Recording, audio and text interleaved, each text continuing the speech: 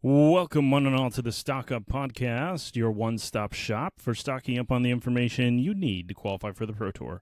My name is Alex Midas. I am joined each and every week by my co-host, Jacob Negro, where we talk about everything related to competitive Magic and how you can qualify for the Pro Tour. If you'd like to support us, the best way to do so is over on patreon.com/stockuppodcast.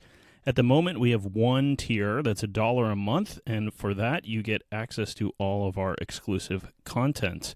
For all of our patrons who have supported us thus far, on behalf of Jacob and I would like to thank you very much. And if you'd like to follow us also over on YouTube, that would be much appreciated. Of course, you can also listen to us on Spotify, Apple Podcasts, or wherever you listen to podcasts.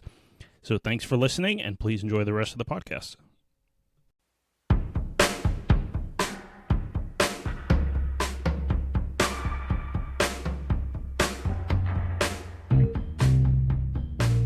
Okay, Sir Jacob, how was your weekend? Did you play any Magic? Yeah, so I played a store championship. Kind of interesting. So I played 4 store championships to try to get these Ocelot Prides in total. And I played the first 3 with Spellmentals, and they were all the type that were enough players for 4 or maybe 5 rounds, one of them, but they didn't do a cut to top 8, which I think is fair because these are happening in the evening. One of them was even a Thursday night. So just, you have to go undefeated to get the Ocelot Pride. And, it's $10. I don't really care. But I won 1 out of those 3. And then on Saturday, I played one that started at 6. Didn't actually start till 6:30. I decided to play Landfall after playing Spellmentals in the first 3, which I'll get into in a minute, I guess. But I lost round 2. And I thought, I'm just going to drop. I don't want to stick around 3 rounds just to try to win a $20 Guide of Souls. But before I did, I asked them if there was a cut to top 8. And they said yes. It's probably going to run until 2 or 3 in the morning. Oh, no. So I kept playing, ended up going win-loss again, winning the 5th round, had good breakers, getting in the top 8. And then this was a WPN premium store that had 2 Ocelot Prides on the line, but they didn't put the pricing that first place got both. They got that first place got the choice of which of the 2 they wanted, and second place got the other one, plus some store credit. But anyways, I made it to the finals, asked my opponent which one they wanted. He said the foil one. I said, well, that's great. I want the non-foil one. And then we just split the credit and went home. And we finished at 11 p.m. So we played 7 rounds in 4.5 hours. So pretty good. Yeah. So how many people were total that they ran a top 8? Like 20. Yeah. Well, cool. Yeah, I played in one this weekend too. And I've played in 2 total. That's just how many were around me. And this one was like 12 players. They did not cut to top 8, thank God, because I actually wasn't going to go because I had work that day, and I had to leave at exactly 3:30, and we finished at like 3:15. Great. And you won? So I won, yeah. And they gave me both promos. Yeah, I mean, it was interesting. If both promos were for first place, I probably would have played for it and just hoped, my skill advantage got me there. But I don't mind the split. So I switched to Landfall, which has had a great weekend, and I kind of could tell it was doing really great recently. Shout out to Andrew Cuneo top 8ing the Arena Championship. Love seeing him get back to the Pro Tour. I noticed. But part of it is there's this player locally, Malcolm, who might listen to this, and he's been playing Lessons. And Malcolm he's played a few Pro Tours, and I would just consider him one of the stronger players that I know is going to be at this store championship. Yeah. And it's not like we both have a 100% win rate at these things, but because I think we have such high win rates, I think it's really likely if I want to win the Ocelot Pride, I'm going to have to beat Malcolm. And I just don't think Spellmentals is favored into Lessons, and I think Malcolm's a strong enough player that it's kind of not wise of me to play Spellmentals. And in the meantime, I went 1-1 against him at those other 3 store championships or whatever. But I decided to just play a deck that, it's not gunning for Lessons, but I also think it's favored against it. Yeah. And sure enough, I go 3-2, like I said, go to top 8. My quarterfinals is a rematch against Demir Excruciator, which I lost to round 2, but I won 2-0 in top 8. And then I got paired into Malcolm and won for the Ocelot Pride. And it's kind of funny because when I reflected on my pairings, and obviously if I win more, my pairings will be different. But I think if I had played Spellmentals, I would have been favored against everyone except for Malcolm, which might have just meant I won more matches but didn't walk away with the Ocelot Pride. That's funny. Yeah, I mean, that is one cool thing about these local tournaments. There's definitely a different dynamic. At this tournament, there was someone from Canada. I was talking to him, and he said he had played in 7 of them, just traveling around a bit. Just pretty, there's a lot of stuff near him and me, especially, I guess, where he is in Canada. And He had won like 4 or something, so it's like Nice. nice. Yeah, I thought I was Got a going to whole play deck. another one on Sunday that was also had 2 on the line, ran by kind of the same owner of a store in a different location. But I decided to just work on chores and such, do Sure. other things that day. Sure. So Yeah. Yeah, I played a black-white tokens deck, my own design. Deck is pretty decent. I've played it on the ladder, and it's like, it's got powerful stuff going on. Wouldn't yeah, say it it's looks a meta deck, but I've been collecting a lot of the cards because I like the art sweet. for I them. noticed. I shared your deck screenshot in another Discord, and everyone just didn't know what any of your cards were. I knew the enduring instances, and I could guess that the card was Get Lost, because what else would it be? But I've never seen that Get Lost before. It's cool. It's a Japanese exclusive Get Lost that I Yeah. ordered from my guy in Japan. So yeah, Nice. I was excited to play with those. Yeah. So today we're going to talk about Cube. Yeah. You play a lot of Cube, huh, Jacob?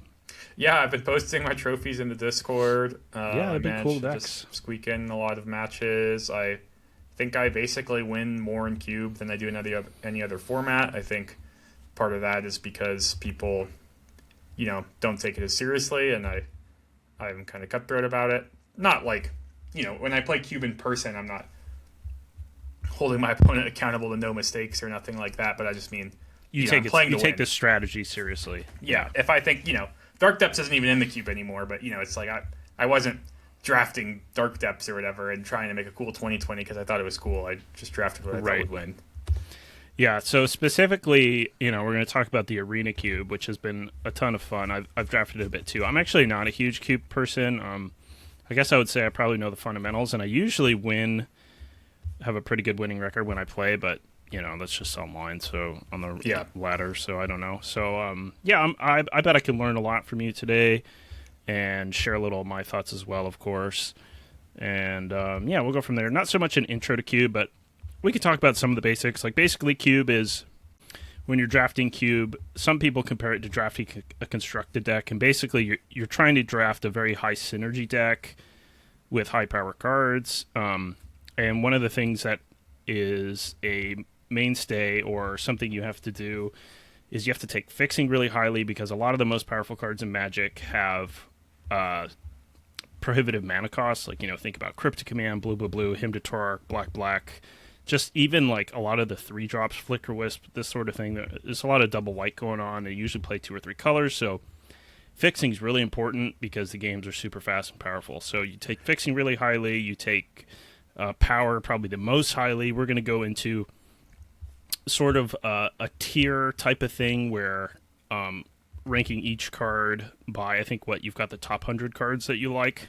Yeah, I basically went through the cube and just clicked every card that if I see it in a pack, it kind of, I'm interested in it at least. And I got to like 99 almost exactly I think 99 exactly on my first go. So I just went through and reviewed it again and just made it a clean 100.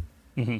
Do you know how many cards are in the Arena Cube? Is it just... Yeah, so there's 540, which is a pretty normal cube number. I think, the logic is you're going to have 360 of the cards opened each draft, so kind of leaving a third of it on the wayside means that there's some, especially if you just cube with the same group of people and the same cube, if you had a paper version or even this Arena Cube, cubing it over and over, it's not just a guarantee that every card will be opened or things like that. There's still some variety.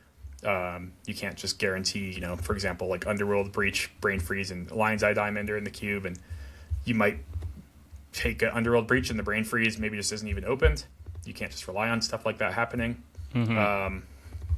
And yeah, I would say a lot of vintage cubes are 540 cards, and I think it's, if you asked people to share their list, if, let's say, everybody in the world who has updated their vintage cube, and they just call it vintage cube with no special stipulations, and they updated it since Lorwyn Eclipse, let's say, I would kind of guess that, like, they're going to share, like, at least 400 of the same cards. I think there's just some pretty obvious kind of staples, and they evolve over time, and some phase out. There's some really iconic reserve list cards that you see less and less in cube.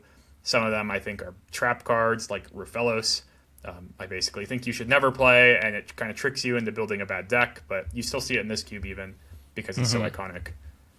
Yeah, and they're always cycling in new cards from the new set. Like, they'll put in 10 cards from the new set, and, 1 or 2 will stay long-term, that sort of thing. I mean, I think that's a great thing to do with the flex spots in Cube is go kind of overboard on new cards because sometimes they surprise you. You know, some people thought that certain new cards might be really bad, and then they just end up being amazing. And it's kind of a cool spot for certain commander cards. You know, Initiative's not in this cube, and I think for the most part, people don't really like Initiative in their cube. I've played a lot with Initiative in cube in the past. Honestly, my biggest gripe about Initiative is not even the gameplay, but it's just like I like building. You know, when I've had a cube, ones that people could come back and play and read the cards and figure out what they do by reading them, which Initiative does not do. Yeah, but I guess like Broadside Bombardiers is a cool example, which I think they cut from this cube now that I'm realizing it because it hasn't made any on my lists for being too good, which is kind of sad. I think maybe they could fix that in other directions, but that is just like a Commander exclusive card that has really, I guess it sees play in Legacy and like Timeless, but mostly has just been a stood out kind of cube card that's cool that people got games in with. Yeah, from what I understand, they cut that because of the dominance of Boros in their last iteration. That's one of the ways they tried to fix it. Yeah. I mean, I don't want to get too much into cube design, but I guess what I wish they would do is not take out the most powerful cards, but instead maybe attack the quantity of, it's just they have so many like one drops or whatever. Red, white, I think aggro. LSV even made a video about that, where it's just like maybe just take out some of the worst red and white one drops and only let them have the premium ones and not just be wheeling, like things that fill out their curve so easily. And also, I just think it's cool to include some red and white cards, especially that don't go in the Boros aggro deck, maybe specifically, sweepers or things like that. Yeah, totally. Like keep the power high, but maybe reduce the redundancy so it's not. You can't just draft red, white, aggro every time, or at least you have to fight for it with other people at the table. Yeah, exactly. Yeah. Okay, so let's take a look at your top 100 list here. So I kind of rank these within category. I don't know if you can zoom in, but in any vintage cube, there might be some cards that are added that are more powerful than things outside of this top 10 that aren't in this cube, but I think most people will agree you have Black Lotus, Soul Ring, Mana Crypt, Ancestral Recall, Time Walk, and the 5 Moxen from Alpha as the clear like top 10 cards. I think the Moxen are clearly below the other 5. The other 5 you could put in whatever order you want, to be honest. This is the order I kind of think they should go in. I think there's just some combo applications with Black Lotus nowadays, like Luris and Sarah Paragon or things like that, and Underworld Breach, that make it pretty appealing to me. But, as the draft goes on, these things will change. Obviously, Ancestral Recall and Time Walk are super broken, but they're blue. So in Pack 3, it's not that weird to, take another card over those if you don't think you have outs to fix them, especially if, their cards rather high on this list. Like, if you're a Boros aggro deck and you open Ragavan and Time Walk and you just have taken no fixing so far, you probably can just take Ragavan. It's not, like, that big of a deal. Gotcha. And so to be clear, like if you're opening Power Together or whatever, some odd spots, you think Black Lotus is the best, and then Soul Ring probably under that, then Mana Crypt, and then, the blue things, and then all the Moxens. Yep. And this Mox order kind of reflects, I guess, my color preference in this cube, so I guess I can get over that now, but it's blue, red, black, white, and then green. Honestly, for the most part, you'll notice on this list there's not a lot of green cards. Green is quite bad in Vintage Cube nowadays. I actually had mentioned this in relation to seeing some of the Teenage Mutant Ninja Turtle spoilers where it looks like they're really pushing White Weenie. And I think I've talked about in other top 10s that, it seems like they keep pushing White Weenie. It's just completely non-existent from Standard. And I think right now it has this big kind of like hill to get over that I'm not sure it's good against the green decks in the format, and all of the anti-green things will kind of be good against the white decks. And I kind of think the opposite is true in Cube, just with the colors swapped, where, these white and red little creature aggro decks, I think, are going to be really efficient and have really good removal to kind of keep down the green decks, and people just main deck stuff like Fury and Pyrokinesis and Fire Covenant and Toxic Deluge that's going to like really hurt the success of the green decks. And I just think it's the weakest color in Cube, like on power level. Yeah, I was trying to think about why that would be, and in the past when green was really good, you were pretty focused around like the mana creatures. being good. I Yeah. think nowadays with basically people's curves being so low, like mana creatures just get a lot worse. Yeah. And yeah, I mean this episode might be a little unstructured as I mean to hit certain things. It's going to kind of jog things in front of my minds, but I think there's just going to be some key points I want to take home to the listeners, which is how to win more in cube, and one of those is certainly just to take lower mana cost cards by a lot than maybe what you're used to. I think an old kind of thing, I don't know if LSV started it or if he got it from someone, but he used to say, you want to draft something closer to a constructed deck in cube, and I think that the cohesion of cube has maybe stepped away from that a little bit, where the decks aren't exactly looking as cohesive as constructed decks, but I really think you should think about your deck as a lot of 1-drops and 2-drops, and then the cards that kind of cost more than that are, things that you don't want to have a lot of in your deck. Yeah, just in the same way in limited nowadays, you don't want a lot of 4-drops, right? It's kind of the same thing. Yeah, it's almost like a normal draft, except instead of where a normal draft, I would probably talk about saying what I said, both 2-drops and 3-drops, but it's like everything is shifted down by 1. Right, especially since there's so many good free spells. So, which is a huge part. I think if you notice, even just looking at your list, anything that can be, pitched is like a pitch spell that can be cast for free, or anything that's 0 mana is pretty high on the list here. Yeah, and I mean, so I'll go over some things on the list for listeners, but I have those top 10, and then I'll just go down the first column. So I have Tellurian Academy, Strip Mine, Karakas, Library of Alexandria, The One Ring, Entomb, Ragavan, Tameo, Swords to Plowshares, Reanimate, Flash, Orcish Bowmasters, Urza Saga, and Dismember. So these are, there's a single 4-mana card. There's a bunch of lands that are flexible. It's kind of a mix of flexible cards, really cheap cards, and then like Flash and Orcish Bowmaster are like the only 2-mana cards. They're kind of combo-y cards that I think are like too broken to basically ignore. And then the One Ring is just a little too like perfect. It's just so it goes in every deck when you draft it. There's all the acceleration that exists in cube are going to work to accelerate it out, stuff like that. Yeah. So when I was learning cube however long ago, because a lot of these cards have been in the cube for a long time, I would say the first learning curve I had was understanding how good Strip Mine, Karakas, Library of Alexandria are, and I guess to some degree Tellurian Academy, although I guess that one's a little more obvious. Could you explain why those cards are so good?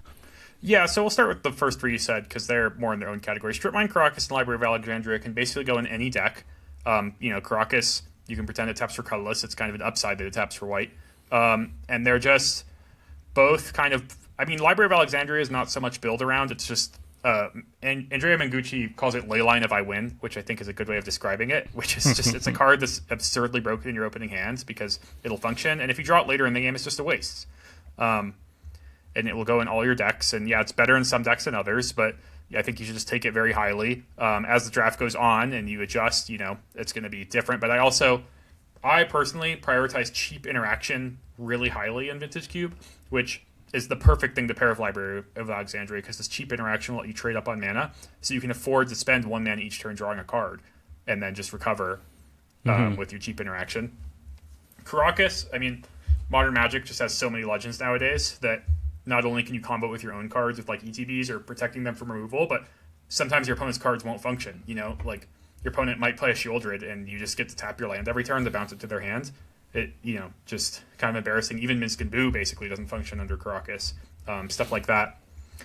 Strip Mine is a lot like Library of Alexandria, that you can just put it in every deck, maybe play as an extra land because you're sacking it, and just gives you this opportunity to kind of maybe bury your opponent if you get slightly ahead. But it's also a solid build around with ways to recur it in the cube. I'm not a big fan of just putting Crucible of Worlds and Strip Mine in your deck without a major plan, but a recent addition to cube, Ice Tail Explorer, has moved up Strip Mine way higher to me, because I think there's a lot of ways in the green deck to tutor Strip Mine and Ice Tail Explorer, which I put in this last column over here just to kind of shout it out. I think that's one of my favorite green-based decks to draft, is if I get Strip Mine and Ice Tail. And I also think Ice Tail with fetch lands and such is actually a strong enough card to, speculate on. Whereas I kind of think the other Crucible effects, like Crucible of Worlds and Ramonok Excavator, are just not very good unless you already have Strip Mine. and you kind of need to also still have tutors for them. Right. So Ice Silk Explorer, you also have that on your top 100, although it's towards the bottom, but still very strong. It's like ramp and card advantage within itself. So even though it's a 4-mana card, it can be acceptable in some spots, and then it also helps you find your strip mine, right?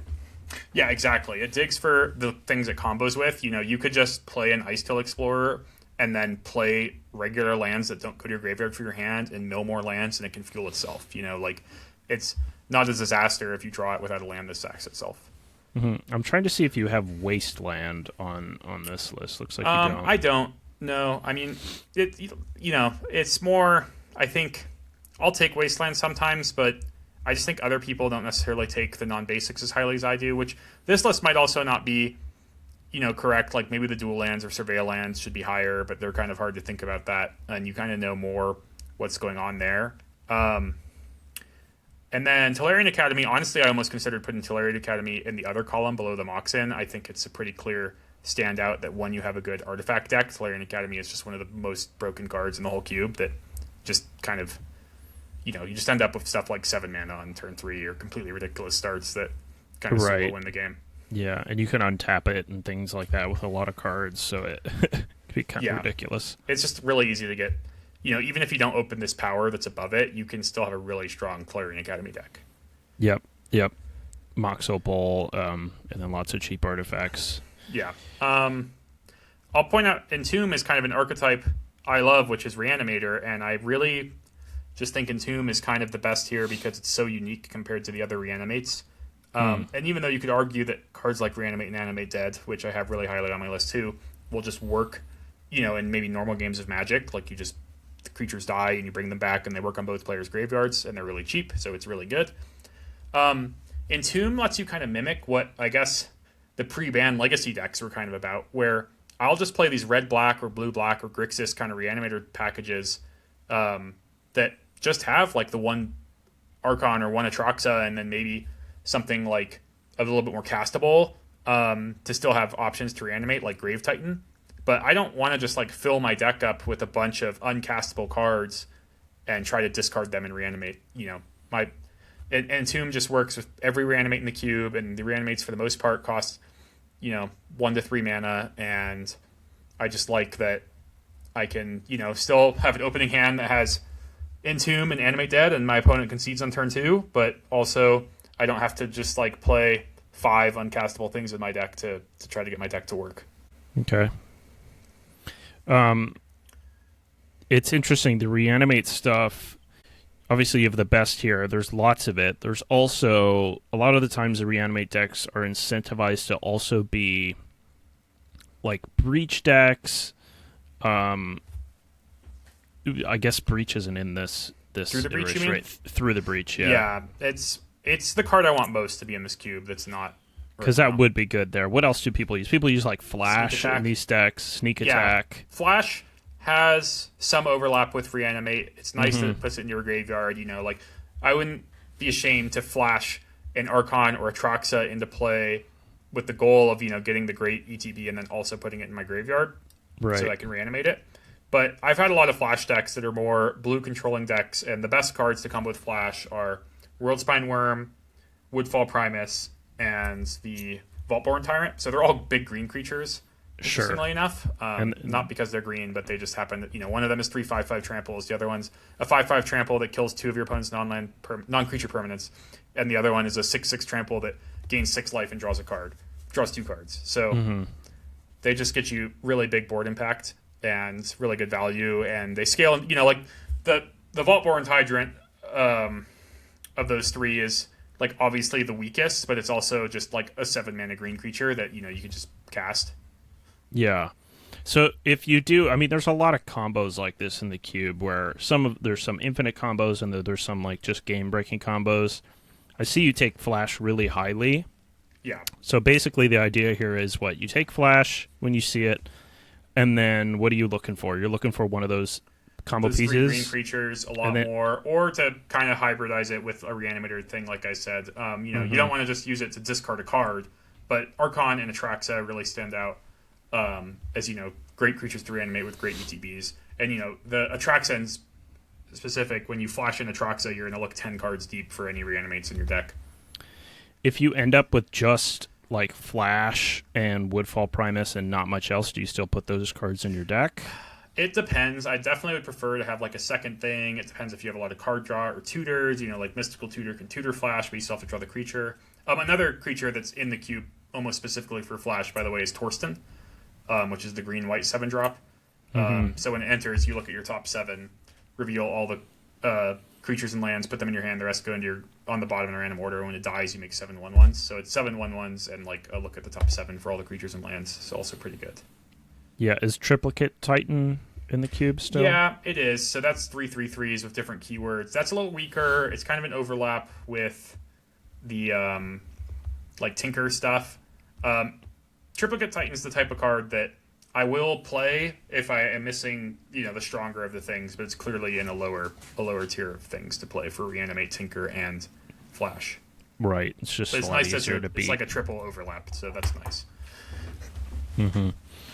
So, in terms of like archetypes, you mentioned the Reanimator deck. It looks like, just going off this list, does it look like maybe you think the Artifact deck is maybe the best deck, or at least one of them? And then certainly Reanimator. If you can get into the Artifact deck, it's going to be the strongest deck. Tinker is still really strong, even though I do think the things you tinker into nowadays are not as game-winning as they used to be. Notable, like Portal to Phyrexia is basically in there just for Tinker, but you might play against a combo deck that it doesn't do anything against, or you have to kind of wait on your Tinker until your opponent has multiple creatures, because I think earlier today even my opponent portaled just my Ragaman, and I just untapped and killed their portal, and we kept playing and I won.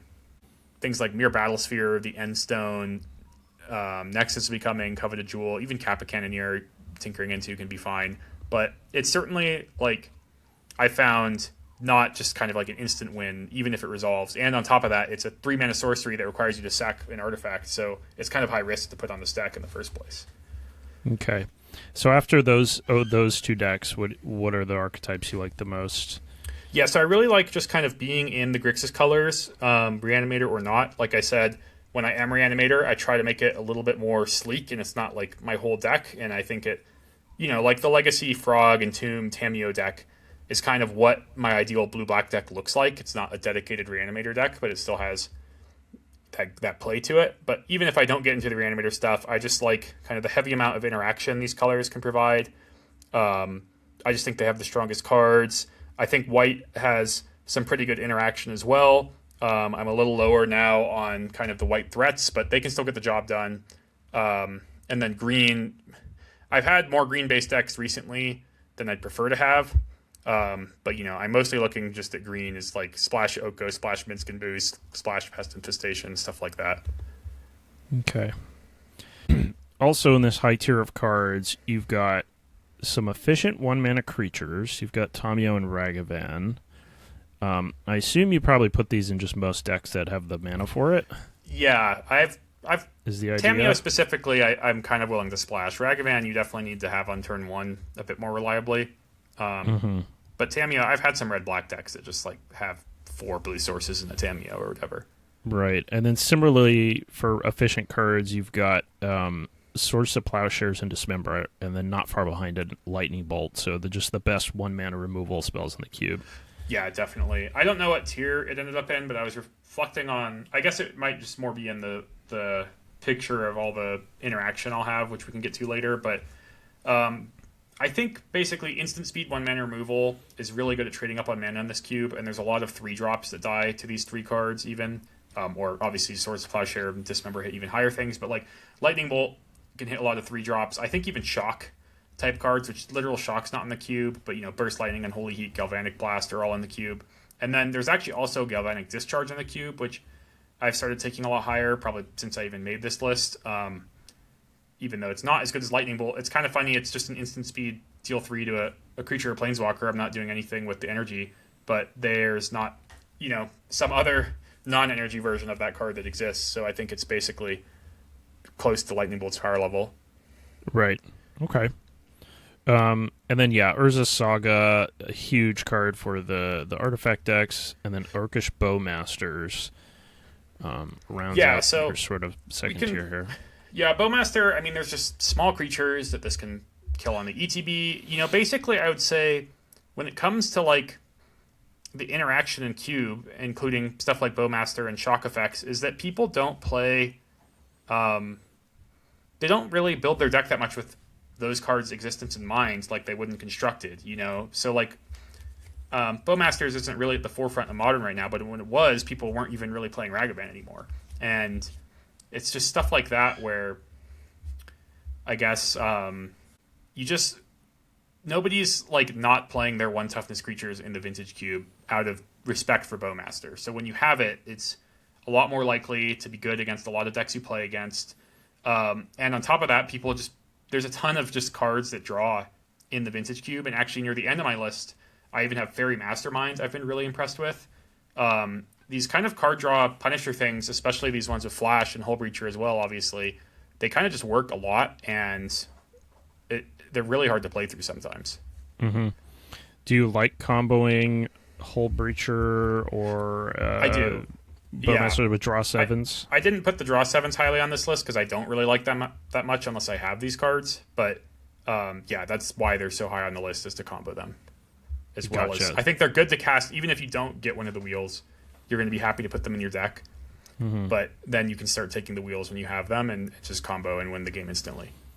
Yeah, so obviously, like, the cards on this list aren't like the only good cards in the cube, but like these are the cards that you're prioritizing picking highly. Exactly. And so yeah, Orcish Bowmaster is a little more versatile than just the draw 7 on its own. Tell me about these next couple tiers of cards before we get to the fetch lands. Yeah, so the one, like, I've just got another one that's got like Demonic Tutor and Psychic Frog kind of leading the way. I guess these are kind of similar to the first tier of cards, except that for the most part, they just cost a little bit more mana, a little clunkier. I even have Archon and Atraxa. I think those are kind of the premier cheap to play cards with reanimates in the format. They're a lot better than the other ones. Gristlebrand I actually am really unimpressed with nowadays, especially because reanimate and the card Life Death are going to be common reanimates you have that make you lose life when it enters. And I just think also, you spend some mana setting up the ability to reanimate something by paying mana to discard it or entombing it or whatever, and then you maybe get the Gristlebrand into play, even if you animate dead it and it doesn't cost you any life, and then your opponent has an answer to it a lot of the time, I think. And then you pay 7 life and draw 7 cards, but you've spent 3 or 4 mana over the course of a couple turns not impacting the board at all to pay 7 life and draw 7 cards, and you might just be too far behind. Right. I'll play Gristlebrand when I don't find the other things, but it's one of my least favorite things to reanimate nowadays. Mm-hmm. Archon of Cruelty has the benefit of being able to be reanimated with Persist, which is that's 2 mana, so it's a really good rate on a reanimate, but it can only reanimate non-legendary cards. Yeah, Gorya's Vengeance also not in the cube, so a little nod towards Persist's targeted things being a little better.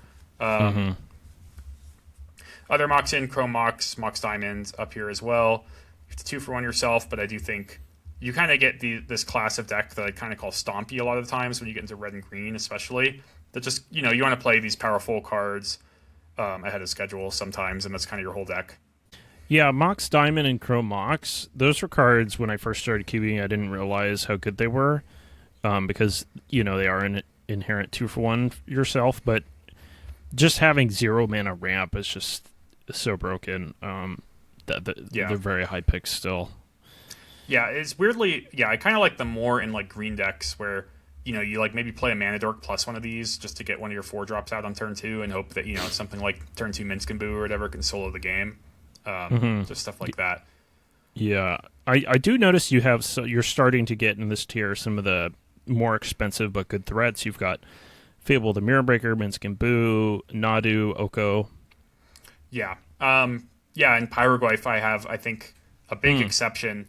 This card just interacts with the board. I've been so impressed with Pyroglyph. I think part of it is it's super splashable. Right, just it's one so red. Often just a 5/6 or something.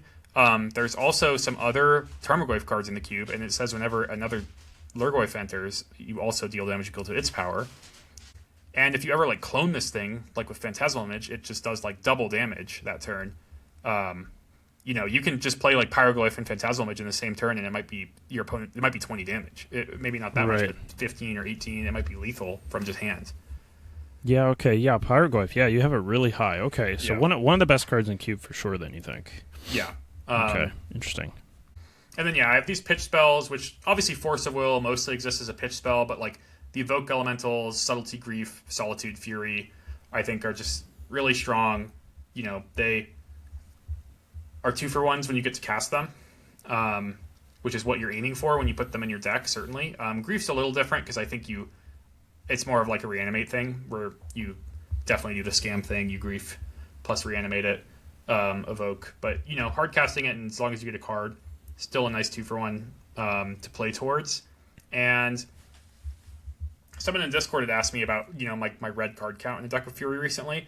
And because I'm playing the hard cast it, that doesn't concern me that much. But I wanted to bring up a point, and this is true in all formats with these cards, which, to be fair, they're not legal in many formats, is that, like, when you're not drawing a lot of lands to play towards hard casting this, it means you're probably kind of mana screwed and have more spells in your hand, which means you're more okay pitching and more likely to pitch.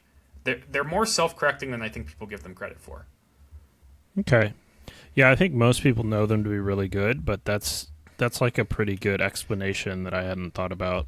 Yeah, well, they know they're really good. I just think that like the number of cards you have to pitch for them is less of a concern than it looks. Obviously, you don't want to have none, but it's just that like when you draw a lot of spells and you maybe don't have time to deploy your 4 or 5 mana 2-for-1, it means you have a lot of other spells in your hand, and you're hopefully doing other good things with your mana, which then makes the free spell more potent and more likely because you have a lot of spells. Right. Makes sense. Yeah, and then, of course, if you get to 5 mana Solitude, 2-for-1 or whatever, that's really good. Yeah, really good stabilizers on Solitude and Fury. That's why they're notably much higher. Before we get into the fixing, you've got a couple companions here. Are these the only companions in the cube? Do we still have Yorion? I can't remember. No, these are the only companions left in the cube. So Lutri, really boring. I have it kind of mixed them out around the fetch lands. I have them below in this image, but effectively, it's just like a free pick where, it's a free card. Sometimes it's high impact. It's more high impact. Take it higher if you've drafted Ancestral Recall or Time Walk, certainly. Really broken with those cards. It is kind of funny with like Fury, Force of Will, Pyrokinesis, because you can grab it to your hand to pitch. But yeah, I don't think it comes up like every game. Luris, I am pretty impressed with in cubes, especially without initiative, because I just want to draft kind of decks that are pretty close to Luris decks anyways, with a few exceptions, and then I don't mind giving up those exceptions to just kind of have the companion. When you draft something like Luris, pay attention to, I guess, how to get more bang for your buck out of your non-creature spells, or non-permanent spells, rather. Something like Fractured Identity is a great card to have in your Luris deck because it's a really high-impact, expensive card that you still get to play. So Lutri is obvious to me. You could just put it in literally any deck. In fact, you could be like a mostly red deck, like red-green even. Maybe you have a little bit of blue, and you could like splash Force of Will because you could just always have the Lutri. I guess you could do something like that. Yeah. Or with the red cards, vice versa. But Lutri, or I'm sorry, Luris, is more interesting. Like, what are you supposed to do with that? Are you drafting an aggro deck with this? A control deck? Honestly, more often than not, a control deck. And sweepers come to mind. Just something that plays for the long game to get you to kind of play the Luris out, because it's a pretty big mana investment. It's pretty good with the cheap reanimates, the ones you can play with them. You can't play Necromancy or whatever, but it's kind of nice that you can like build around this Luris. Good with Colligan's Command as well, where like then if you maybe deploy the Luris, play a thing from your graveyard, the Luris instantly dies, but you just have ways to get it back because you've built your whole deck around it. You take Urza's Bauble, Mishra's Bauble much higher if you have him, even something like Chromatic Star, there's 2 different spell bombs, things like that. Okay, makes sense. And then we come to some fixing. As I stated before, fixing is incredibly important. The lands you have all in the top 100, I'm noticing a theme. They're all the fetch lands. Yeah, I just wanted to, start with those. They're just really flexible. You can end up taking these really highly and be really surprised at the end of the draft, or as you're drafting, rather, how you can fit them into a deck, even if maybe they're double off color. But they only have to be single on color to somehow provide fixing in your deck. And there's Surveil lands, Shock lands, Dual lands, and Triomes all in the cube. I actually tweeted this week that I really don't think the Triumphs should be in the cube anymore. I think they're super dated. I still pick them and play them, but I just think there's enough fetchable lands in the cube nowadays that you really don't need them. But anyways, yeah, they also just, fuel certain things. They work just as well as they do in Modern and Legacy to do cool things like there's Brainstorm in the cube, there's there's Ice Tail Explorer, there's Revolt. Lots of reasons you're going to want them. Plus, they just make your mana great so often as you pick them highly. Pay attention to the fetchables you get. I guess now is a good time to just talk about drafting lands. If you think about it, you're going to draft 45 cards, and you really only need 23 of spells. And the cube is so high power level that I think you should just really be aggressively looking at lands as they come in the pack and taking them over kind of the replacement level, almost chaff of cube, even though they're all cards that usually make your deck with, a few exceptions. Less than 100 for sure, like horrible cards in the cube, I'd say. It's just like I draft a lot of decks that I feel like I've drafted around 10 non-basic lands. I'm using a lot of my picks on lands, and I'm having really high functioning mana. I'm playing 3 colors very often. I'm splashing, sometimes it's just 2 color splash. Sometimes it's kind of full on 3 colors, stuff like that. I just want to make sure I can take some of these powerful cards. I'd mentioned Pyroglyphs earlier on the list because it's so splashable, and taking lands aggressively is what allows you to be like, oh, I've drafted, a white-black mid-range deck, but I just have a Galvanic Discharge and a Pyroglyph that don't cost me much to play at all. Stuff like that. Mm-hmm. Yeah, just to drive it home, first of all, it's worth noting you have these listed over some pretty powerful cards, right? Like, you're technically, of course, pick orders change depending on your deck, but you have them over things like Corey Steelcutter, Ocelot Pride, Ajani, Shieldred, really powerful cards, so you are taking them highly. They can oftentimes but find like 5 different colors of mana in your deck, especially with tri-lands and duels and whatnot. You could even end up in situations where you kind of late pick some duels that people don't want. Like maybe you end up with like a Taiga and an Underground Sea, and then you pick up a Verdant Catacombs, and maybe, all of a sudden that Verdant Catacombs can now get blue, black, red and green, and then say you also have one of the Triumphs.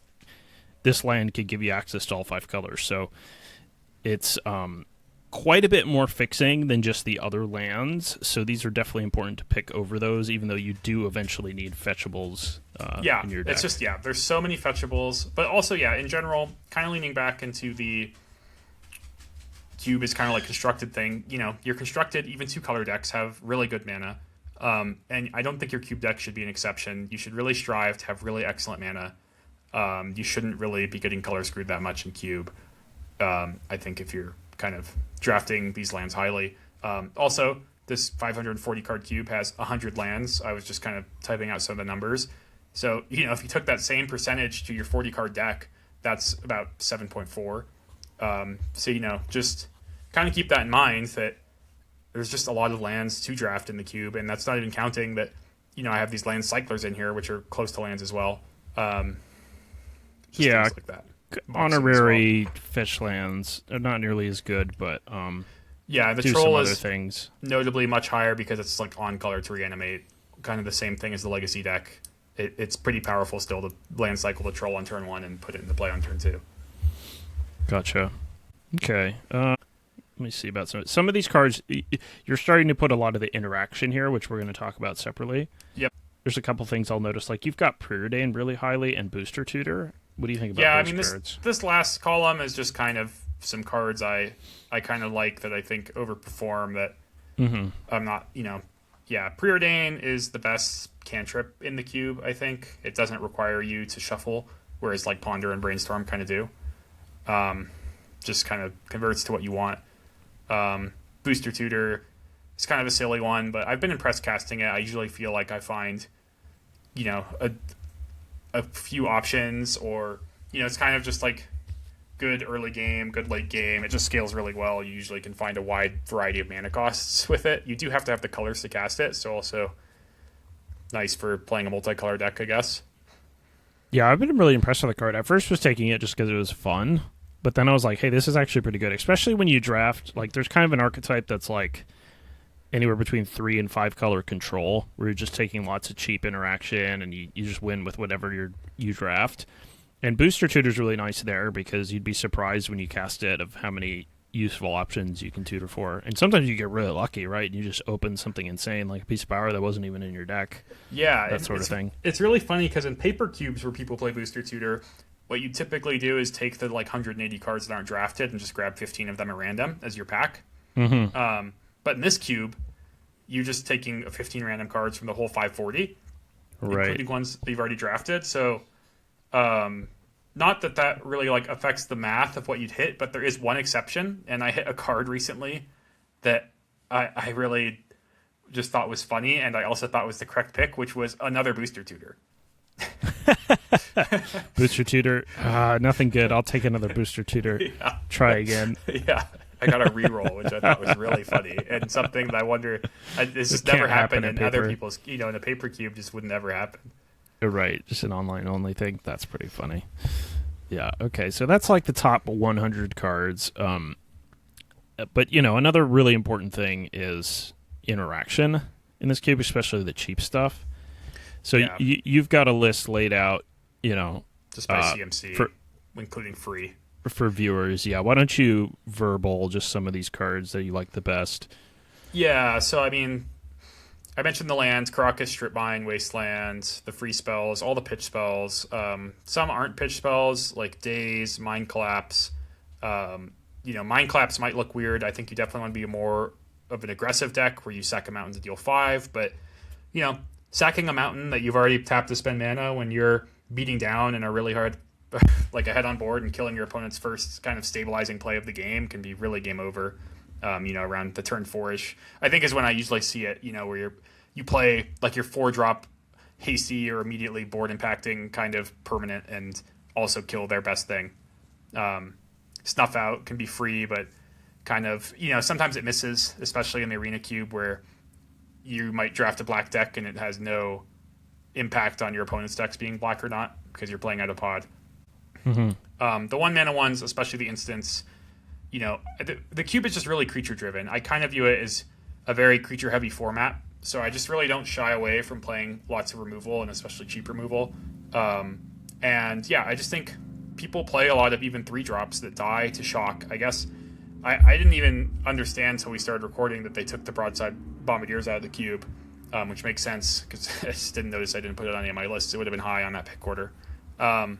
But that card and Hull Breacher are like examples of extremely powerful 3-drops that just like die to shock, and all of their value can be nullified if you have like a shock open when your opponent casts it. So just plays like that can totally swing the game in Cube. But also, yeah, I just think Cube is about playing a lot of cheap cards that can kind of snowball. The Magic cards have just gotten really good at snowballing for very little amounts of mana nowadays, and I just think you want to be prepared for those. Yeah, it makes sense. And, a lot of the threats are really powerful, but they're still, like, they're not 6/6s, for 6 mana. They're 3/2s, 2/2s, 1/2s, that sort of thing. Yeah, and just, like we had Ocelot, Pride, Tameo, Ragavan, all high on that list, stuff like that, Mother of Ruins.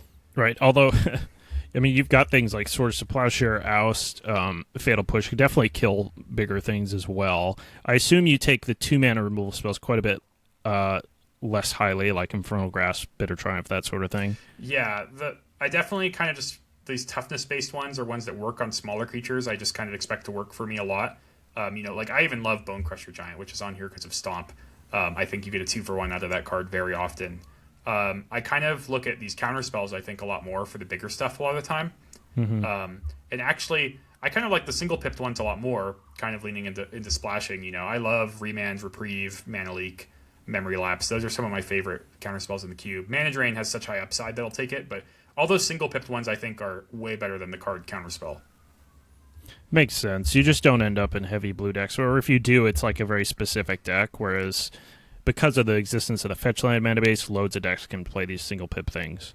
Yeah, I mean, and No More Lies is not single pipped, but I think I've played way more No More Lies than actual Counterspell in the cube. Just drafting like a red white aggro deck that's splashing blue for maybe a power 9 thing and a No More Lies and like my 5 minutes of Fairy Planeswalker or something, you know?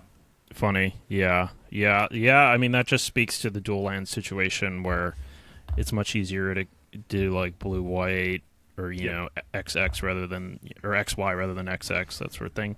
And then you've got some expensive interaction, but I mean these are all bangers: Parallax Wave, Fracture Identity. And Mystic Confluence. Yeah, those Mhm. three in particular I think are very likely to still go up on mana, basically. I mean, Parallax Wave is such a unique card. You know, it's a card, it's one of the oldest cards in the cube, first of all. You know, it's funny to see such an old card so high on this list, but I think what makes it so uniquely powerful in Vintage Cube is that, you know, the games are just faster. So removing like your opponent's board for 2 or 3 turns is just the game's over, you know? If you can play this and remove 3 things and attack your opponent, and they don't get those 3 things back. You know, it goes to 1 counter on your next upkeep, 0 counters on your next upkeep, and then it dies. So it's a lot of turns. These things are gone. Huge tempo swings. You can exile some of your ETB effects on the way out if you've got some counters left, that sort of thing. Yeah, there's some combos with it too. Is Tashana's Tidebinder still in the cube? It was. Probably. Yeah, it is. So you can stifle the return trigger with Tidebinder. You can play Containment Priest and have them all come back exiled. Yeah. So you can do some combo things in this too. And yeah, it's such a combat driven thing. Parallax Wave is just like, I feel like so often it's a multi-turn falter. Sometimes, I'm playing to the board and my opponent's not, and I still just run out Parallax Wave on turn 4 because I think they have like a Wrath or they're about to, play some removal spells and they can protect your own things. Just a super versatile card. Yeah, makes sense. And then Mystic Confluence, Fracture Identity. Fracture Identity, it's like a removal spell that's also like a clone. It's and you get crazy. ETBs. It's kind of like a gain control of something, but you also get ETBs. You're a little weaker. You make a token, you're a little weaker to some things, but it's definitely worth it. In the sense of when you think about mana spent, as long as you hit something that costs 3 or more, it's traded up on mana because your opponent spent 3 mana on it and you dealt with it and you got that much mana worth of a thing yourself. And then Mystic Confluence, it's just nice that you get to pass with this card, and even if you play against a strong player that thinks it's extremely likely you have this card, you can still just draw 3 cards with it, or bounce their guy and draw 2, or things like that. You can clear up a board for lethal to save your life. It's not weird to pass with it, and your opponent puts a spell on the stack, and you just do all 3 modes. Pretty nice. And then, Call Against Command I'll point at, too, is like pointing that shatter effects are a little bit better in the cube because of the power. People, if they draft a Mox, will just play it. There's a lot of artifacts in the cube. So things that can kind of hit the artifacts matter a little more. Totally. Yeah. There's even, I think on your top 100, you had the, it's like an artifact wrath type of card, right? The Fiery Confluence. Fire Covenant is actually not. Oh, or Fiery Confluence, yes. I mean, that's a super versatile card because it's also a sweeper. It also does 6 damage to your opponent's face. I mean, honestly, its most common mode is probably winning the game for 6 damage. But Gotcha. Did you have Pest Infestation too somewhere? Yeah, I did. Yep, that was that's my highest mono green card actually, is Pest Infestation. Okay, yeah, that one's really splashable. And I saw Malevolent Rumble was really high, which didn't surprise me, and maybe should have made it on this list somewhere. Okay, yeah, that might be the best green, like non-splash green card. Like if you're true green, you play it on turn 2, pretty good mana ramper. Fills your graveyard. Yeah, Pest Invasion is super good. Definitely don't sleep on that one. Super splashable, makes a ton more tokens than you think, probably. Yeah, people who drafted OTJ maybe finally learned about this card. But it's not like it. It's up to X target things, and you get twice X pests. So basically, when you spend, it's like each X is worth the pests that you spend on it, in a sense, because it's XX in the cost. But yeah, you can get to 7 mana and cast this for all 7 of your mana and kill your opponent's single Mox and still make 6/1/1s. Yeah, totally. So great card. So that's like, the top portion of the cube. And you did mention that the cube is just filled with other powerful cards that you might not pick highly, but you're happy to fill out your deck with. Yeah, I made a list of basically expensive cards, meaning they cost me 3 or more mana to play, that I feel like I'm getting a good deal when I cast them. Which I guess even like I'm sitting here, I have Overlord the Baelmerk, which I'm spending 2 mana on, so that's not even entirely accurate. But um, I mean, for those of you watching the video, you can see some of these, but just to kind of shortcut it, a lot of these cards are cards that have seen a lot of play in Constructed recently, and it's not really a coincidence. Yeah. Or been some of the bombiest cards in Limited, or there's. I don't like green that much in this cube, but honestly, I've drafted Ouroboros a bit more, and it's pretty good. Like it. Right. It Yeah, would just probably be higher on this list if it wasn't green. If it was a white card, it would probably be on this list.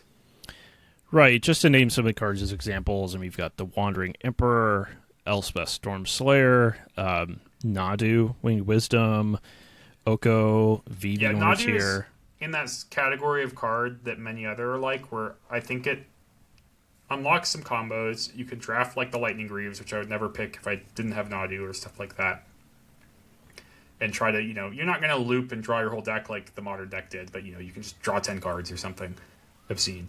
But Nadu's also just kind of broken. Like, even if you have no ways of targeting in your deck, it's kind of just a 3/4 flying for 3 that your opponent gets punished for targeting, and they still have to target it before your other things. Yeah, totally. Another card I see on here that I've been really impressed with is Quantum Riddler. Yeah, I mean, same reason, broken in multiple constructed formats. It's a good sign. It's probably pretty good in Vintage Cube. Yeah, and in particular, you can draft lots of pitch spells. You can draft things at 2-for-1 yourself. Those like moxes at 2-for-1 yourself. You can draft just the moxes, so you can unload your hand really quickly.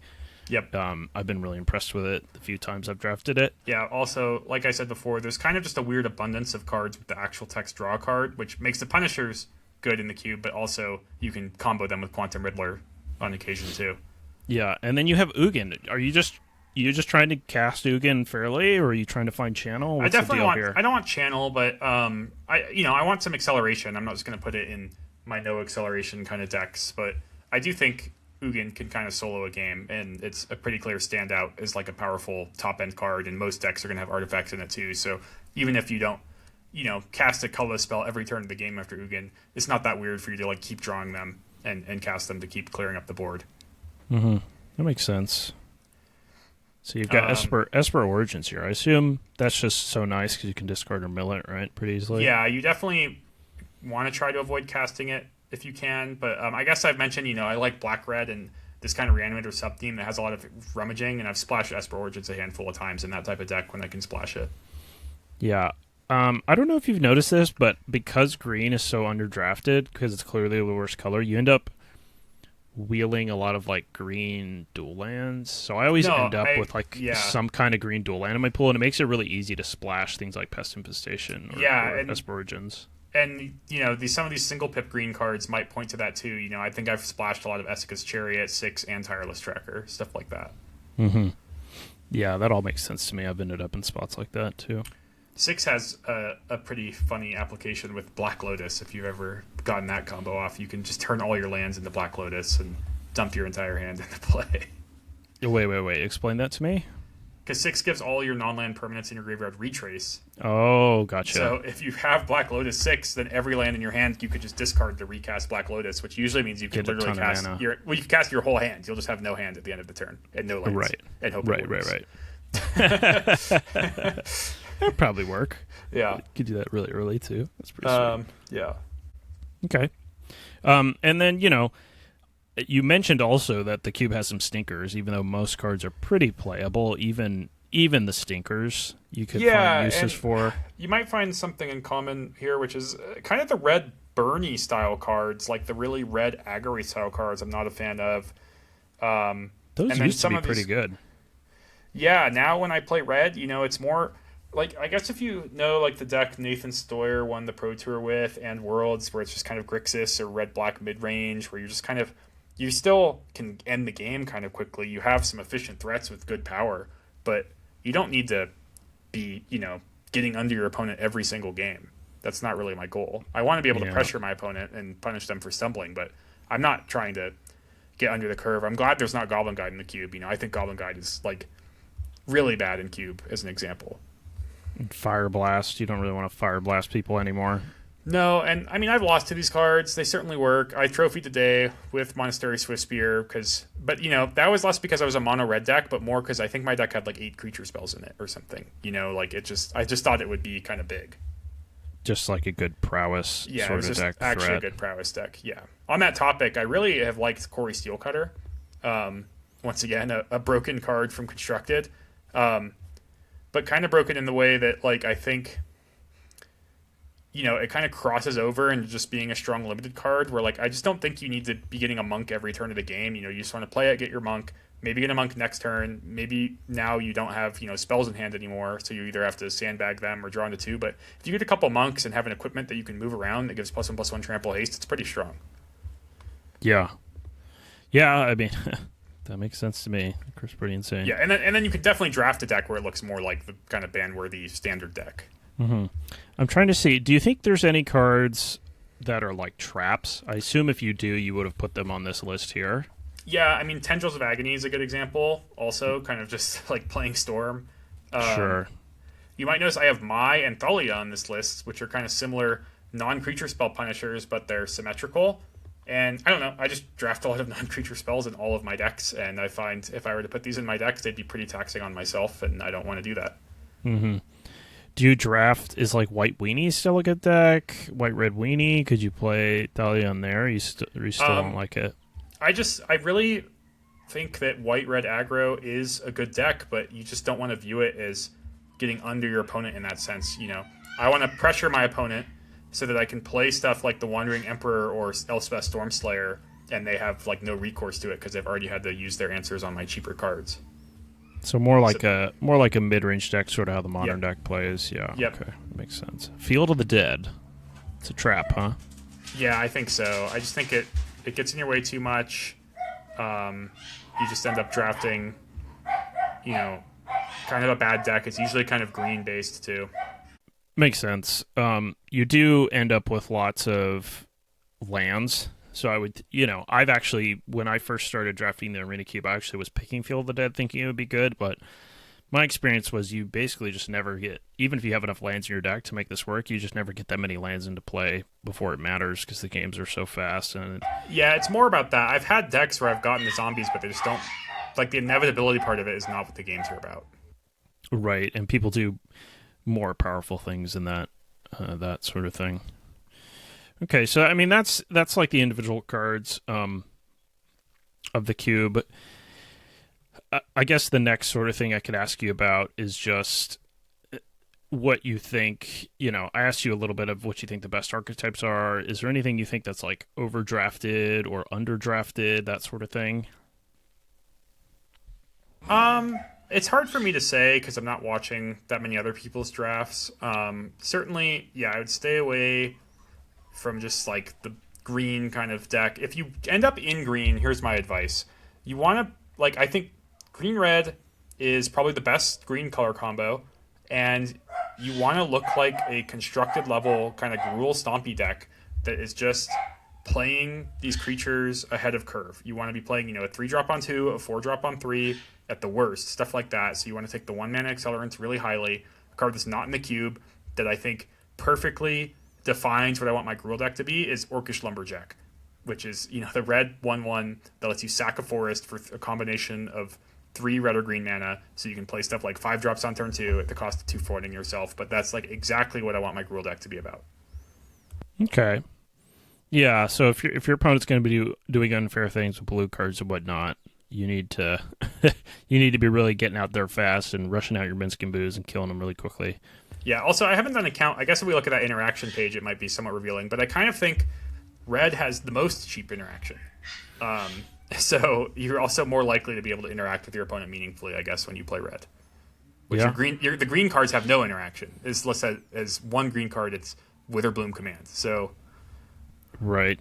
Yeah, white and red probably have the best interaction. I guess black has some stuff. And then blue has counter spells, of course, which is a little bit different. Yeah, and I've splashed, I've played green and blue is also a common thing you end up getting into because you take Oko for the most part, or maybe Nadu, but or Flash.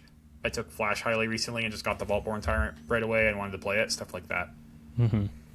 What is there an archetype you draft the most? Yeah, probably the red-black mid-range Splashing Reanimator deck. Oh, interesting. Is maybe the black stuff is not that rated that highly? Is that what's going on there, or? Yeah, it might be. It's also certainly like I'm just getting past Entomb way too much. Gotcha. Because there's so many reanimates in the cube, and I think people know the reanimator's good, and they take the reanimators things highly, but not Entomb highly enough. Also, a nice one to keep an eye out for when you get Entomb is Unburial Rites is actually in the cube, and I love that it's in the cube. Just because it's like an entombable thing if you splash for it. Oh, right. You can entomb for your reanimate. Yep. Okay. It's pretty nice. But yeah, certainly if I could get Tolarian Academy every draft, that would be the preference. And then, yeah, I have some like zoo style decks. I know I posted one in the Discord I was looking at. That, Yeah, but those are interesting. Tell me a little bit about those. Yeah, I mean, that just kind of comes from, I think, drafting the way I'm talking about, where I'm taking cheap interaction and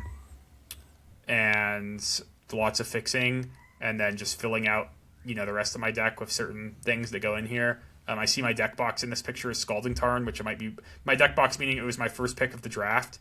And I think Scalding Tarn is weirdly my most common first pick of drafts, even though it should be, less than the cards I have higher than it on the list. But I guess I'm just opening it a lot more.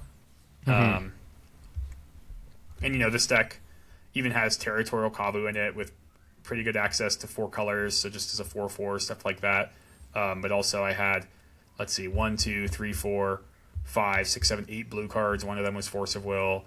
So just kind of, not even that many green cards, but still Noble Hierarch, Pessimization, Earthbender Ascension, and Saz's Chocobo with 3 fetch lands.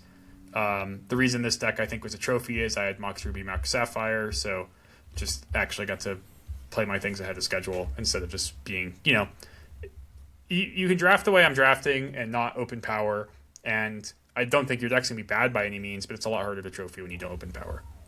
Yeah. It's interesting because I don't really see people draft decks like that very often. I mostly run into, like, if I'm trying to think, I run into the Reanimator deck, the Artifact deck. Those are, like, pretty popular. The Boros deck, and then, like, a lot of soupy control decks are pretty popular and easy to draft, and I'll draft those a lot too. It's not often you end up with, like, a green aggro deck, that sort of thing. I guess in the last iteration of the cube, I had a really good Neither Reliquary deck where I had both Strip Mine and Wasteland in some ways to get those back. Some mana creatures and whatnot. And I mean, this deck's hardly actually green, right? It, like I said, Yeah. it's splashing Saz's Chocobo and Noble Hierarch, which is weird, but it's kind of the result. I mean, I just end up in decks like this when I get a lot of fetch lands in pack 1, I guess is what I'd say. When you're not picking anything else, you're just unhappy with it. Yeah, this deck had Arid Mesa, Scalding Tarn, and Wooded Hills, and I believe I got all of these in the first 5 picks of the draft or something like that. Yeah, that's kind of crazy. Yeah, a lot of the time nowadays, I don't get many fetch lands. I get like 1 or 2. I think people have gotten onto that, and I definitely draft. I call these decks Zoo because they're kind of like the Domain Zoo deck. Yeah, that sounds about right. Where, I'm just looking for these single pipped, powerful things to curve out on. I'm making sure my mana is really good because I have all these fetch lands. The fetches I draft kind of dictate where I'm headed. I do think it's more likely I end up in not black, weirdly enough, when I'm in this deck, I guess. I guess black, I think, maybe has less aggressively slanted cards than the other colors. Not that blue has the most aggressively slanted cards, but it's just that, like, counter spells are way too perfect when you have played to the board faster than your opponent. So that ends up happening a lot. Right. I guess, this most recent 7-0 I posted from today was a, like, Jeskai deck that was almost kind of pure Jeskai. It had a lot of blue cards, but also I had Mox, Black Lotus, and Time Walk, so certainly why it made it easy to not lose. Yeah. Okay. Well, I think that's most of the questions I can think of. Did you have anything else you wanted to cover? Any interactions you wanted to point out? No, like I said, just I think people, you said are there things they're not drafting highly enough, and I don't think it's archetypes, but I think it's just cheap interaction is probably the biggest thing. Land's the second biggest thing. And I just think, people see these kind of more expensive cards, even ones on that list I posted, that they just take way too highly. And it's not that awful to just wheel whatever 3-drop you get and put it in your deck, and 4-drop and 5-drop the same. It's not just a disaster. Some of them certainly stand way above, like Parallax Wave, stuff like that, and you can definitely take those higher. But I think people just get like too excited to take like Shieldred or something, which is totally fine. And I think it was even on that list of cards I'm pretty happy to spend a lot of mana on. But like you don't need to be taking that card extremely highly, especially when you don't know if you're black or not yet, stuff like that. Yeah, a lot of the key points of the game are going to be the most broken stuff and then stopping your opponent from doing the most broken stuff. So it doesn't really matter at the end of the day if your win condition is like slightly better, than the other one. Yep. Like obviously in Constructed, if you had the choice, you would always play Oko over, whatever 3-drop Tireless Tracker or whatever. But if you're just interacting with your opponent because you drafted the good interaction, because you can cast your spells on time, you can beat them with any of these really powerful cards. So yep, exactly. Yeah. And this is just drafting advice in general. But if you are thinking between 2 or more picks in a pack and you're not sure what to pick, I would just tell you to take the one that costs the least amount of mana. Yeah, I don't think that's even true to Vintage Cube. That's just something I kind of hold on to in all draft in general. I still use that advice too. Yeah, it really is pretty good advice because it just gives you so many options later in the draft. And then, you want to adjust. When you're later in the draft and you have drafted no powerful late-game cards, you want to take them higher. That's definitely still true, but I just don't put a priority on them because I think they're the most likely thing to wheel. Every now and then I get into spots where they don't wheel, but then, I just kind of adjust going into pack 3. Mm-hmm. Mm-hmm. I guess one last thing I could think of is there any of the newest editions you've liked? Maybe cards from Avatar, that sort of thing. Like I know we've got Badger Mole and Aang, Wan Shi Tong, and then yeah, I mean Badger Mole's certainly a step in the right direction for a broken kind of green start. If you did end up in green, I'd hope you get that card. I think it's Daedon 17 Lands was quite good among other green cards too. I haven't drafted Wan Shi Tong yet, but I imagine that's actually probably pretty good. Yeah, I haven't either, but I put it on that list because I just think there's a lot of searching going on. Right. And it just fits well with a lot of decks, a flash threat. Yeah, it's weird. Lorwyn Eclipse doesn't... I would think Wistfulness would be really good, but it's not in the cube. Have they added the Lorwyn Eclipse cards at all Well, yet? Bitterbloom Bearer's in. I always see it, never take it, so... Yeah. At least one of them is, but maybe they just haven't added that many. There's Iron Shield Elf, which is horrible, so I don't know what's going on with that. I feel like they added the wrong cards. More of these Evoke Elementals. These Evoke Elementals plus Superior Spider-Man should just probably be in the cube, and I think Superior Spider-Man was in the cube a few iterations ago, and now it's gone, so I don't know what's up with that either. Okay. But that's something that, building the cube... We don't have control over. Yeah, you can do what you want. Like I said, in the end, if... I used to build cubes, and I used to take LSV's cube and use Cube Cobra, which has a nice compare function where you can just enter 2 cubes and it shows you all the cards that are different, and is usually less than 50 cards or whatever. Even if things I heavily disagreed with, they're all just kind of the last few adds to a cube. Right. The most powerful cards everybody kind of knows, and they all throw those in. Yeah, I use that card comparison thing just to make sure that the cards that are in his cube weren't super powerful ones. Instead, we're just you can flex kind of the fun, cool things to do. I don't mind when Dark Depths is in the cube occasionally and stuff like that, but I think it should kind of weave its way in and out and stuff like that if you're constantly updating it. Welcome one and all to the Stock Up Podcast, your one-stop shop for stocking up on the information you need to qualify for the Pro Tour. My name is Alex Midas. I am joined each and every week by my co-host, Jacob Negro, where we talk about everything related to competitive Magic and how you can qualify for the Pro Tour. If you'd like to support us, the best way to do so is over on patreon.com/StockUpPodcast. At the moment, we have one tier that's $1 a month, and for that, you get access to all of our exclusive content. For all of our patrons who have supported us thus far, on behalf of Jacob and I would like to thank you very much. And if you'd like to follow us also over on YouTube, that would be much appreciated. Of course, you can also listen to us on Spotify, Apple Podcasts, or wherever you listen to podcasts. So thanks for listening, and please enjoy the rest of the podcast. Yeah, makes sense. Okay, well, thanks everyone for listening. That'll be it for this one. I think next week we're on to our Teenage Mutant Ninja Turtles. Yeah, we're going to be a week behind compared to normal, but maybe that's for the best. Maybe will I think it's get to because see it won't some even of these be cards out. in action. Right.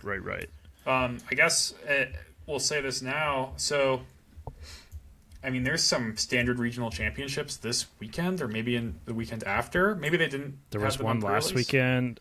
Yeah, I think but there's one this weekend too, or maybe the weekend after. Maybe you're right. Yeah, In but different countries. it'll be different because the Teenage Mutant Ninja cards will be legal. Kind of crazy. I haven't even really looked at them. I'm going to be honest. I still need to look through them. They don't Yeah, excite me much. So I haven't started my normal process where I scroll through all of them to make a top 10 list, but I have caught some, and some of them look quite strong. One of them looks really warping. Might as well bring it up now. But the is this the red enchantment? Creature. No, Leatherhead Swamp Stalker. I like that guy. Yeah, 5/4 legendary creature trample enters with a hexproof counter on her. When she does damage to a player, you may remove a counter from her. If you do, destroy an artifact or enchantment that player controls. Crazy to have a 5/4 trample hexproof in your Might Form Harmonizer deck. Just play it and get it to 20 power. Yeah, that's true. Also, that deck has like Bristly Bill and Earthbender Ascension, so you could get +1/+1 counters on it, and then remove the +1/+1 counters to kill your opponent's monuments and talents. Right. So, my first thought was like, yeah, Lessons is too good. This is cool. But now you just told me that people are gonna hexproof kill me with a 2020s, and I'm not very happy about it anymore. Yeah, I mean, honestly, yeah, I think Landfall once again performed really well last weekend. Even though it seemed like it had a target on its head, and people thought this weekend Cub was gonna kind of steal the show again because it's the best deck against Landfall, which the data did show it still was the best deck against Landfall, but it's not as good against Landfall as, Spelementals is against Cub or stuff like that, and people still show up the tournament playing Spelementals and stuff like that. So it might just never, the hostility for Cub just might not diminish because people at the Pro Tour found decks that I would call, strongish decks. Cub was not a big percentage of the RC last weekend, and Spelementals still had 2 in the top 8, and it still had like a 52% win rate or something like that. So it's definitely a deck that I think can hold its own. It's not going to be broken like it was at the Pro Tour, but it's also not just like a bad deck fundamentally or anything like that. Right, and it's still structurally good against these like green creature decks. Yeah, it did have less than 50% win rate against Landfall, actually. Oh, did it? Yeah, which surprises me a little bit. Yeah, so I'll bring up because I was focusing on Landfall. It was kind of interesting. Like I had these Torpor Orbs in the sideboard because I just thought, there might be Spelementals players or Elementals players, and then I also think you might want it for Doomsday Excruciator, which is like basically that was the matchup I played that I had the rematch of, and my opinion of that matchup is Landfall is that like you don't want to let them exile a forest from your deck with Deadly Cover Up, which you can kind of play around but not always, and you don't want the Excruciator card to resolve. And if those two things don't happen, it seems really hard to lose. Yeah. So Torpor Orb helps a lot. And then it was funny because like I didn't end up playing Mossborn Hydra, Fecund Greenshell, or Sandsman, and I wasn't really thinking about it until after my event. And those are all elementals that are very large and really annoying, I think, for the Spelementals deck to deal with. So just playing those would help that matchup a lot because large elementals specifically are really annoying for their deck. Yeah, that makes sense. I looked at Andrew Cunio's deck. I think he had 4 of the green shells. Yeah. I probably wouldn't do that. Honestly, the one I was looking at the most was just Sandman. But it's a super interesting deck because, it's just like, ultimately it's a deck that wins via like its pressure because it can win really fast. In fact, I was playing with Bristly Bill, which opened up some turn 3 kills. Oh, wow. Yeah, you can. It's not even that hard. Like you can just go Elf into Bill plus lands, put the counter on Bill, and then if you have Might Form Harmonizer and a fetch land, it's just 20. Wow. But just like, I think, the Harmonizer pressure works really well. I was pretty surprised. It's a really fun deck to play, for me at least. Actually, rewatching Cunio's matches was kind of interesting because he just missed lethal twice, at least, that I watched. It seemed like he was not playing for the play really tight. One of them, he still won that. He won both games, and one of them, he still won that turn. But, like, for example, if you play Ice Till Explorer and then play Escape Tunnel from your graveyard, and then you don't crack it, you can untap and play Might Form Harmonizer and hit your opponent for 32 unblockable from just that board. You can just make the Ice Till unblockable and then play it twice. And, like, he had that position, but, like, he attacked with both creatures into his opponent's... like open 1 mana and ended up making the Badgermole Cub 32 power that was unblocked, and if his opponent had Firebending Lesson, like he wouldn't have won. When it was just like his opponent was just lessons with 1 mana up, no cost reduction, so there was only possible Firebending Lesson, which can't kill Ice Tool. And then, another time he just straight up like missed 40 trample or something when his opponent was tapped out. He still won next turn, but just kind of funny that like that's really like, I think the landfall deck's kind of easy, and you just have to pay attention to like your land sequencing, like how to sequence Earthbending on often like ideally fetched lands, and then looking for lethal with Harmonizer. And I say it's easy just mostly because like I think the spells you choose to cast from your hand are not that hard to decide which one to cast each turn. It's almost all related to your lands. It's interesting. The Arena Championships, I actually have never really watched one before, and I watched a little bit of this one. And it felt like, more so than I would have guessed, it wasn't taken as seriously as I would have thought, if that makes sense. Like, maybe both by the players and by, like, the commentary team they had and, like, the quality of the stream and all that. I guess the prize pool isn't that high either. Just all these things. So it's possible the players just weren't, like, super serious about it. I mean, it's interesting. Also, these Is It Prowess decks have been coming out on top, and actually the data surrounding those is really impressive. And I guess it's weird because when I've played a lot of janky Is It Prowess decks on ladder, and like my opinion of them is that like they're unbelievably good against control decks. Like you put Storm Chaser's Talent, Boomerang Basic, Slick Shot, Show Off, and Stock Up, and these cantrips in your deck, and it doesn't even matter what else you have. Like you're just gonna like pressure your opponent with your little things, plot a Show Off. They're gonna tap out and they're gonna die to the Show Off, and it happens like almost every game. Yeah, just talent. Just Boomerang Basics Storm Chaser Talent is already kind of a nightmare. Yeah, exactly. And then when you plot the Show Off, it's just like how do they ever win? Because they just have to like tap out to recover from that, and they have hexproof spells in their deck now too to protect the Show Off. And it's just like. The interesting part of that deck is that it's favored against the Cub decks, which has to lean into the evasiveness of Show Off and Elusive Otter. But, that's just kind of surprising to me. I just think, in my head, the kind of blue-red spells deck should not be faster than kind of this green, almost, it's basically a green natural order deck. This is the best way to describe it. Kind of just combo killing you with Craterhoof. But yeah, I guess it is. They did good against Landfall too, right? Although that makes more sense.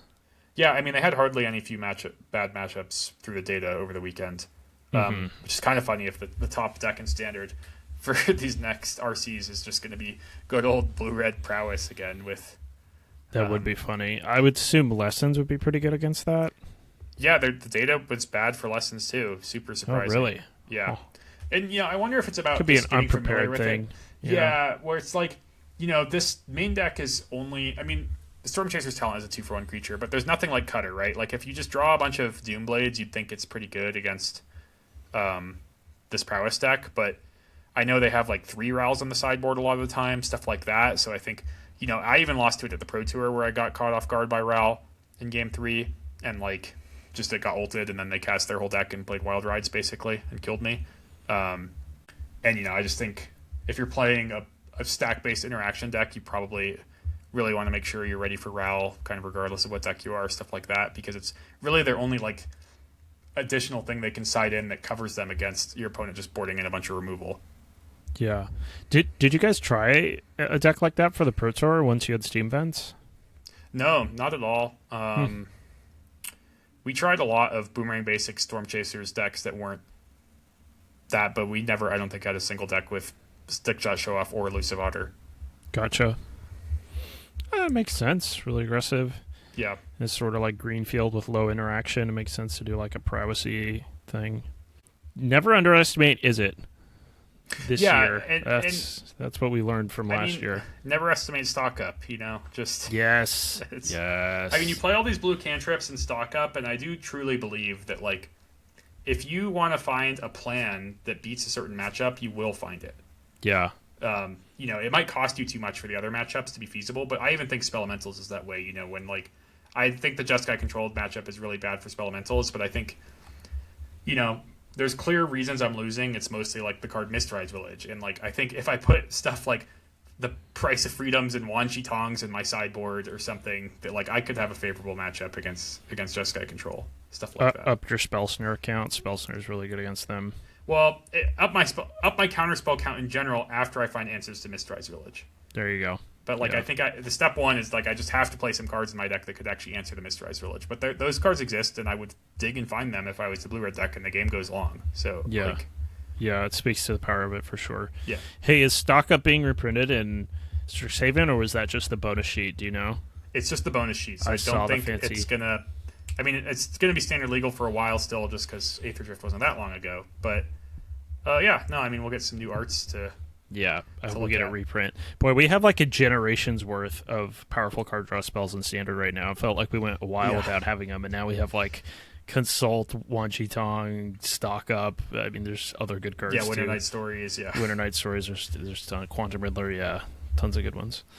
yeah. It's been. I mean, it's nice. I think that's a good. It's fun. uptick. You know, people point at power creep or whatever, but I just think it's fun. People are really pointing at that new TMNT card, which is the Urban Evolution for 1 less mana, Oh, and it's just like, who cares? came out Like, 10 years ago. Yeah, you yeah, got a power creep. it's a card that didn't even see that much play. It was saw like some play fringe in Standard. playable. Yeah, Yeah. it's just like they're complaining they about bring it 'cause back- the art is horrendous. I'll admit, and they're playing Magic the Gathering on the art, and there's a fifth turtle that no one on Earth knew about apparently.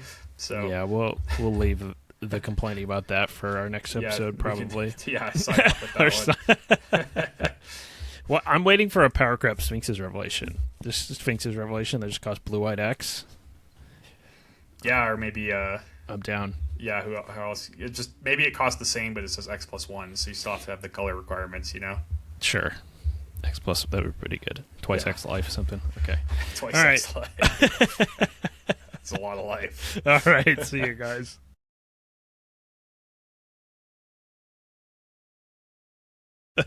Okay. I mean, that was kind of sign-off-esque, but just for... Yeah. I also wanted to talk about, just because it was interesting, I might have a different perspective. There's this thing happened over last week where, like, I guess Daybreak Games said that Wizards was making them adjust how much data they let out on their deck lists for, like, MTGO events specifically. They were going to reduce it to, like, just the top 8, and I think a lot of the events, they just do, like, the whole challenge, top 32, top Usually 64, top what it 32. is. Yeah, Usually top 32, yeah. for, like, And every event. Yeah. there's a bit of a riot over it, which I kind of understand their rationale for wanting to do that. They did end up backtracking because people were so upset about it, which is also interesting, but I'm curious what you thought. Yeah, I mean, their article about it, when they backtracked it, you know, just a couple paragraphs, I think did actually kind of sum it up best, even though it's kind of a weird thing for them to admit. But I don't think changing it, at least with their stated goals, which was kind of that they didn't want people to, like, rely on the data as much, was just not going to be solved by giving them less data. People were just going to rely on shittier data, I think, is, like, mostly what was Yeah. going to happen. That is a big problem with it. I see the rationale of, like, it might produce some sort of diversity by just people not being able to just look and copy a list. Like, one of the things that we've talked about in the past is one of the reasons metagames might get solved so quickly as compared to the past is just because of how much people play online, and then those lists get published and people see them. There is certainly a lot of, like, copy and pasting of lists that might be reduced if you just couldn't see as many. Like, if you only saw the paper tournament list, for example. Yeah. So I see the rationale. I don't think it's anything to get upset about, certainly, but I understand why people also like the data. And it's, like you said, people would probably eventually get it from somewhere else. It's also, like, the worst time ever to do it after this. This Pro Tour was basically the coolest, like, It's true. Brewers Pro Tour of all time, maybe. And, you know, just it really showcased that people weren't just going to play, you know, the things they all thought was best, and it was kind of a horrible time to do it. Yeah. I will say I used to look through the MTGO deck list more, and I feel like this might just be, like, observation bias, but it feels like there's less interesting decks than there used to be. Like, people will copy and paste more, and I've just sort of stopped looking because I don't find as much interesting stuff. Yeah, I mean, no, there's not much creativity going on on Magic Online. I think it's been that way for a while. I've had this discussion with a lot of people recently, and I think most people agree now. It's not that nice to say, but and actually, I kind of remembered it was kind of during COVID when I was still living with our friend Easton. We were talking about Modern, and I said, yeah, I look at all these Magic Online deck lists for Modern, and I think every single deck I look at is like 10 cards different than how I would build it. Like, I just think they're all kind of terrible or whatever. Mm-hmm. And he was kind of in disbelief that I could think every deck I'm looking at is really bad. But I just think like you see it with Pioneer. I guess it's because I was talking about Pioneer with people more, and just other things where, like, I don't know, when the Pro Tours don't happen, people just don't innovate, and their decks end up really just they just end up copying each other over and over, and things actually don't shift that much on Magic Online, I think. Yeah. And I just think it's actually accurate that, and, maybe the RCs help too, but, there's just not a lot of innovation that comes from just people playing Magic Online over and over. Yeah. And, like, I'm not sure that even translates to people taking that data and also stalifying their, like, paper tournaments or whatever. Like, I think probably the paper tournaments are more diverse, so maybe cutting off that data wouldn't help at all anyways, but you can I see the rationale. Yeah. And, like, I guess I want to give an example, and maybe this isn't true anymore, but okay, it's kind of moved back. I was seeing some random Pioneer challenge top 8s, which Pioneer might just be a dead format, but I had worked in January on Pioneer. I talked about it. I played that list. I made day 2. And my opinion of the Pioneer format right now is there are 3 different types of decks you can play. You can play Prowess, you can play Anti-Prowess, and you can play blue-red decks that aren't Prowess, probably have Cutter, like these Lessons decks. Yeah, people are playing these Lessons decks a lot. And, they have some card draw, they still have Cutter, and they do something else that's not Prowess. And I think it's kind of rock, paper, scissors, where Prowess beats up on everybody who doesn't play Anti-Prowess, basically. And Anti-Prowess does successfully be favored against Prowess, and then these blue-red decks that aren't Prowess are really good against Anti-Prowess because, it's just like you're playing High Noon and I'm playing Divide by 0 or whatever, which is just like a really broken card against you trying to cast any spell into your own High Noon, stuff like that. And yeah, it looks like it's adjusted now, but I was just seeing tons and tons of challenge top 8s that were just getting dominated by these blue-red not Prowess decks, and they also were littered with Anti-Prowess, and I was just seeing no Prowess, and I was like, why is everyone just playing High Noon? Do they actually think High Noon's good against, like, Lessons and Is It Phoenix? Because it's just not, Right. And I guess mostly the answer is people just don't want to play Prowess. Yeah, and they also, they just don't learn from the games that they're, like, playing High Noon against Is It Phoenix, and then their opponent is casting 2 spells a turn for 5 turns and then bouncing the High Noon and winning the game, and it happens literally every game they play, or maybe the Is It Phoenix players don't know how to pilot it that way, but in my experience playing Phoenix, that happens every single game 1. Mm-hmm. You play against someone who turns 2 High Noons you.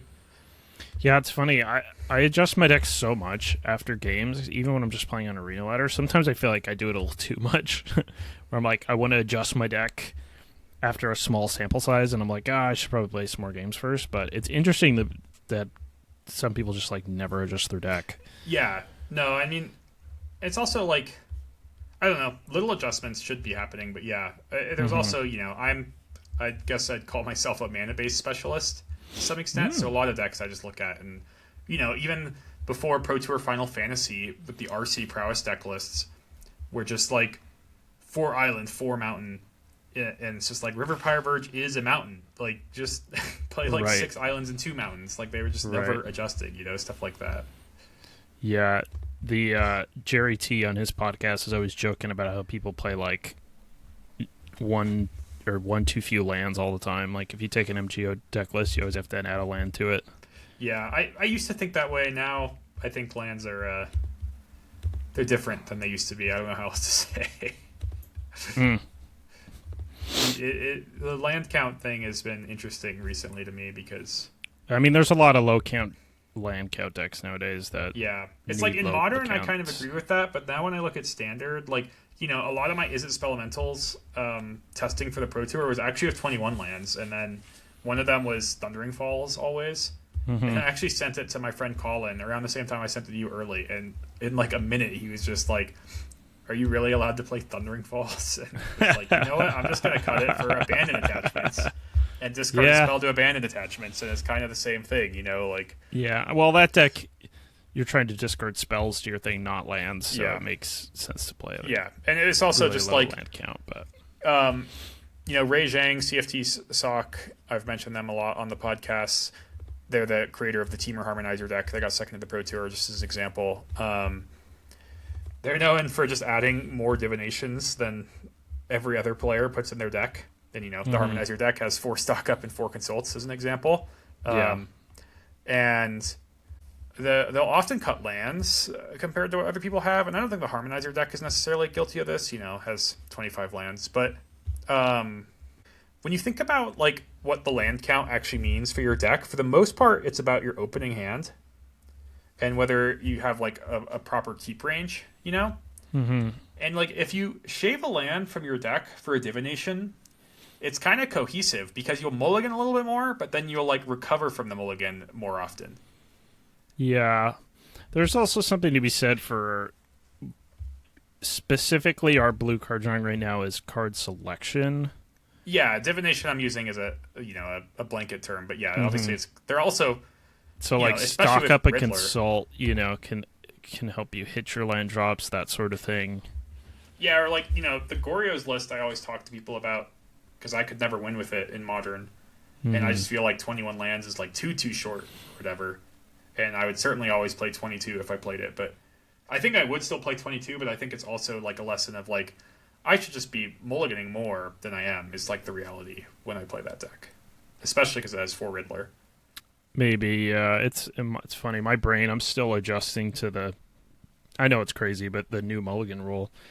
Especially since I had some time off. Yeah. While I was around. But it really does let you mulligan a lot more. And that combined with just how the way decks are built and the way formats are nowadays... Yeah, you really do have to mulligan more than you used to. I mean, yeah, I guess this land count thing is always different. I played 26 lands in my landfall deck last weekend, and I want to play 27 now, and it's not because I want 27 lands, it's because I want to fit in an extra fetch land, and I don't want to cut Bossing Say or Basic Forest. Right. Yeah. Yeah, obviously, it's